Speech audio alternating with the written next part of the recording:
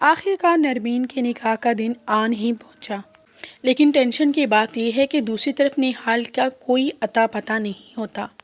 سب لوگ اس سچویشن کو لے کے بے حد پریشان ہو جائیں گے، کیونکہ جس کے ساتھ نکاح ہونا ہے اس کا کوئی اتا پتہ ہی نہیں ہے۔ لیکن یہاں پہ سیراد صاحب کی حالت بے حد خراب ہو جائے گی، ان کی حالت اتنی خراب ہوگی کہ وہ ہاسپٹل بھی پہنچ جائیں گے۔ پھر جیسے ہی نکاح کا ٹائم آئے گا تو فیاض صاحب سیراد صاحب کو کال کر کے کہہ دیں گے کہ آپ نکاح منسوخ کر دیں، کیونکہ فیاض صاحب سیراد کو کہہ دیتے ہیں کہ ہمیں تو خود نہیں پتہ کہ نہال کدھر ہے۔ ایسی سچویشن میں سب لوگ بے حال ہو جائیں گے، سب کو بے حد ٹینشن ہو جائے گی۔ سیراد صاحب رونا شروع ہو جائیں گے، وہ ساری صورتحال ہمایوں کو بتائیں گے اور بتائیں گے کہ کس طرح نہال کا اتا پتہ نہیں اور کال کر کے ہمیں بول دیا گیا ہے کہ یہ نکاح منسوخ کر دیں۔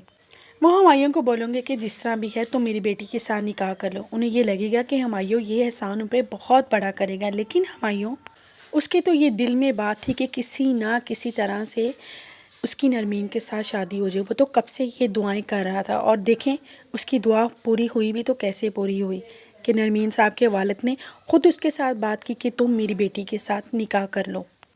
اور شادی میں اس طرح نہال کا نہ آنا اور اس طرح غائب ہو جانا، یہاں سے تو یہ لگ رہا ہے نا کہ ہمایوں کی دعائیں رنگ لے آئیں اور وہ اپنی محبت کو آخر کار پا ہی لے گا، یعنی اس کا نرمین کے ساتھ نکاح ہو جائے گا۔ نرمین اس پہ بے حد واویلا مچائے گی، لیکن ہوگا کچھ بھی نہیں، اس کا باپ اس کا نکاح کر دے گا ہمایوں کے ساتھ۔